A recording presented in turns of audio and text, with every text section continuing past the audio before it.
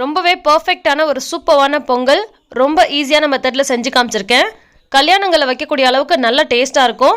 கண்டிப்பாக இந்த பொங்கலுக்கு இதே மெத்தடில் ட்ரை பண்ணுங்கள். இதே அளவுகளோடு ட்ரை பண்ணுங்கள். ரொம்ப ரொம்ப சூப்பராக வரும். ஸோ இந்த வெண்பொங்கல் எப்படி செய்கிறதுன்னு பார்க்கலாம் வாங்க. அஸ்ஸலாமு அலைக்கும், வெல்கம் டு ஆஸ் தமிழ். நான் உங்கள் சாயிரா ஆஷிக். இப்போ ஒரு குக்கர் எடுத்திருக்கேன். இன்றைக்கி நம்ம குக்கரில் தான் செய்ய போகிறோம். இதே நீங்கள் பானையில் செய்கிறதா இருந்தால் கூட செஞ்சுக்கலாம். இப்போல்லாம் மேக்ஸிமம் எல்லாருமே குக்கரில் தான் செய்கிறாங்க. அதனால் நான் குக்கரில் செஞ்சு காமிச்சிருக்கேன். இப்போ இதில் ஒரு கப் அளவுக்கு பச்சரிசி நொய் சேர்த்துருக்கேன். பச்சரிசியாகவும் சேர்த்துக்கலாம், அல்லது நொய்யாக இருந்தால் கூட சேர்த்துக்கலாம். நொய்யாக இருந்தால் ரொம்ப பெஸ்ட்டு.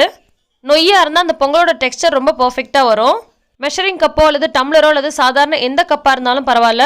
ஒரு கப் அளவு அரிசி சேர்த்துருக்கோம் அப்படின்னா அதுக்கு அரை கப் அளவுக்கு பாசிப்பருப்பு சேர்க்கணும். சிலர் 1/4 கப் அளவுக்கு பாசிப்பருப்பு சேர்ப்பாங்க. அந்த மாதிரி சேர்க்குறத விட கொஞ்சம் எக்ஸ்ட்ராவாக பாசிப்பருப்பு சேர்த்து செய்யும் போது ரொம்ப ரொம்ப டேஸ்ட்டாக இருக்கும். பாசிப்பருப்பு மட்டும் நான் ஏற்கனவே லைட்டாக வறுத்து எடுத்து வச்சுருக்கேன். வறுத்த பாசிப்பருப்பு சேர்த்தா பொங்கலோட டேஸ்ட்டை வந்து இன்னும் ஜாஸ்தியாக இருக்கும். வறுக்காமல் அப்படியே கூட சேர்க்கலாம். அடுத்து இது நல்லா ஒரு 2 முறை வாஷ் பண்ணிவிட்டு இது கூட தேவையான அளவுக்கு தண்ணி சேர்த்துக்கலாம். இப்போ ஒரு கப் அளவுக்கு அரிசி சேர்க்குறீங்கன்னா அதே கப்பால் அரை கப் அளவுக்கு பாசிப்பருப்பு, அதே கப்பால் 5 கப் அளவுக்கு தண்ணி சேர்க்கணும். அரிசிக்கும் பருப்புக்கும் சேர்த்தே 5 கப் அளவுக்கு தண்ணி சேர்த்துருக்கோம். கூட தேவையான அளவுக்கு உப்பு சேர்த்துக்கலாம். கூடவே ஒரே ஒரு டீஸ்பூன் அளவுக்கு நெய் சேர்த்துக்கலாம். சிலர் நெய் வந்து தாளிக்கும் போது மட்டும்தான் சேர்ப்பாங்க. ஆனால் பொங்கல் இந்த மாதிரி நீங்கள் குக்கரில் வைக்கும் போதே கொஞ்சமாக நெய் சேர்த்துட்டிங்கன்னா அந்த பொங்கல் ஃபுல்லாகவே நல்ல டேஸ்ட்டாக நல்ல வாசனையாக இருக்கும். அதே மாதிரி குக்கரில் வைக்கக்கூடிய பொங்கல் ஒரு மாதிரி இறுக்கி போன மாதிரி இருக்கும் இல்லையா, அந்த மாதிரி இல்லாமல் நல்லா இலக்கமாகவே இருக்கும்.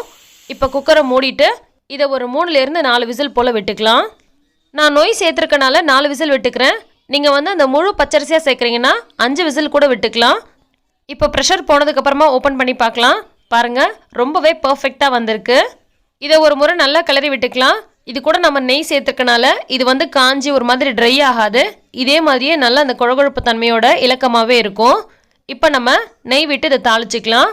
ஒரு வானலில் 2 டேபிள் ஸ்பூன் அளவுக்கு நெய் சேர்த்துருக்கேன். நெய் 1 டேபிள் ஸ்பூனும் 1 டேபிள் ஸ்பூன் அளவுக்கு எண்ணெய் கூட நீங்கள் கலந்து சேர்த்துக்கலாம். நான் நெய் மட்டும்தான் சேர்க்குறேன். கூடவே அரை டீஸ்பூன் அளவுக்கு மிளகு சேர்த்துக்கிறேன். ஃபஸ்ட்டு மிளகு சேர்த்து மிளகு நல்லா பொரிய விட்டுருங்க. அந்த மாதிரி நல்லா பொரிஞ்சிடுச்சுனாலே நமக்கு பொங்கல் சாப்பிடும் போது மிளகு வந்து ஓரமாக ஒதுக்கி வைக்க தேவையில்ல, சேர்த்து சாப்பிடலாம். நல்லா டேஸ்ட்டாக இருக்கும். அடுத்தது அரை டீஸ்பூன் அளவுக்கு சீரகம் சேர்த்துட்டு கூடவே அரை டீஸ்பூன் அளவுக்கு துருவி வச்சுருக்க இஞ்சி சேர்த்துக்கிறேன். கூட கொஞ்சம் போல் முந்திரி பருப்பு சேர்த்துக்கலாம். கொஞ்சமாவோ அல்லது நிறையாவோ எப்படி வேணாலும் நீங்கள் சேர்த்துக்கோங்க. சேர்த்துட்டு நல்லா வறுபட்டு வர்றது வரைக்கும் வறுத்துக்கோங்க. ஆனால் ரொம்ப நிறம் மாறிடக்கூடாது. இது எல்லாத்தையுமே சிம்மில் வச்சு பண்ணிக்கோங்க. அப்போ தான் நல்லா பர்ஃபெக்டாக இது நல்லா வறுபட்டு வரும். நிறம் வந்து மாறி தீஞ்சு போன மாதிரி ஆகாது. அடுத்து கொஞ்சமாக கருவேப்பிலை சேர்த்துட்டு ஒரு முறை கலந்து விட்டு ஸ்டவ் ஆஃப் பண்ணிவிட்டு இதை அப்படியே எடுத்து நம்ம மிக்ஸ் பண்ணி வச்சுருக்க பொங்கலில் கொட்டிக்கலாம். நம்ம பொங்கல் வேக வைக்கும் போதே நெய் சேர்த்துருக்கனால பொங்கல் ரொம்ப ரொம்ப டேஸ்ட்டாக இருக்கும். அதிகமாக நெய் சேர்க்கணும்னு அவசியம் இல்லைங்க. ஜஸ்ட்டு 1 டீஸ்பூன் அளவுக்கு சேர்த்தா கூட போதும். நல்ல வாசனை மணமாக டேஸ்ட்டு ரொம்பவே சூப்பராக இருக்கும். இப்போ தாளிப்பை கொட்டி ஒரு முறை நல்லா கலந்து விட்டதுக்கப்புறமா அப்படியே சுட சுட சர்வ் பண்ண வேண்டியதான்.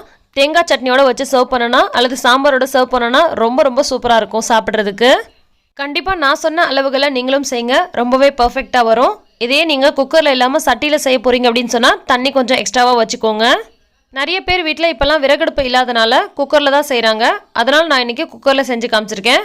இந்த ரெசிபி உங்களுக்கு ரொம்பவே பிடிச்சிருக்கும்னு நினைக்கிறேன். பிடிச்சிருந்தா லைக் பண்ணுங்கள், மற்றவங்களுக்கும் ஷேர் பண்ணுங்கள். எல்லா புகழும் இறைவனுக்கே. நன்றி.